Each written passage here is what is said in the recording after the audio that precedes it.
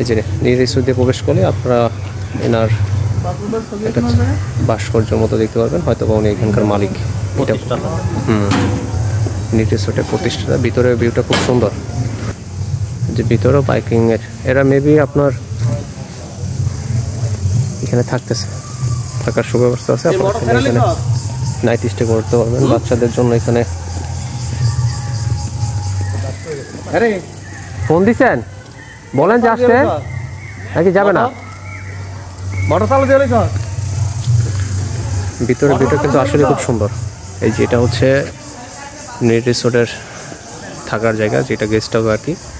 Family নিয়ে আসলে কেউ এখানে চাইলে রাত্রেও থাকতে পারবেন, দিনেও থাকতে পারবেন। এই যে এখানে খুব সুন্দর একটা করা আছে, পানির ফোয়ারা করা আছে।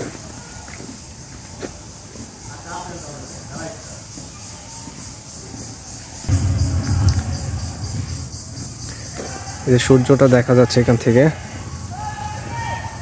রাস্তাগুলো খুব সুন্দর করে পরিপাটি করে, গাছগুলো খুব সুন্দর করে ডেকোরেশন করে রাখা এখানে।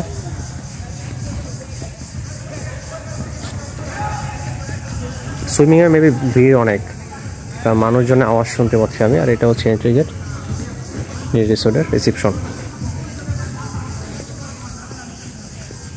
জায়গাটা মোটামুটি খুব সুন্দর এবং বড়। ওই যে ওইখানে কিছু দোলনা আছে, আর মাঠটা আসলে চমৎকার, দেখার মতো একটা জায়গা।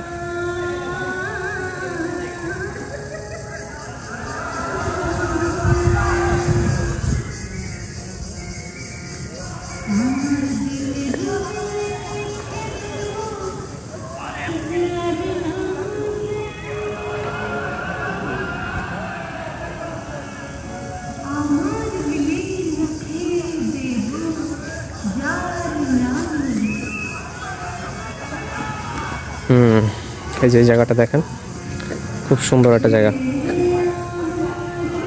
পানির ঝর্ণাটা আপাতত বন্ধ করা আছে।